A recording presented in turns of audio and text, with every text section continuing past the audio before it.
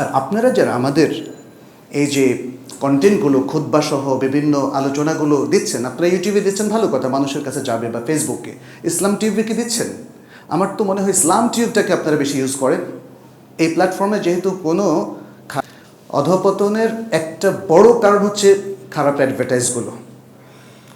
অ্যাডভার্টাইজগুলো। আর Facebook এবং ইউটিউবের মতো এই প্রচার মাধ্যমগুলো, এগুলোর ইনকাম আসে অ্যাডভার্টাইজ থেকে, তাই না? Main income. আর আমাদেরও অনেকে এখন অ্যাডসেন্স থেকে ইনকামটা গ্রহণ করেন, আমরা সেটাকে জায়েজ মনে করি না।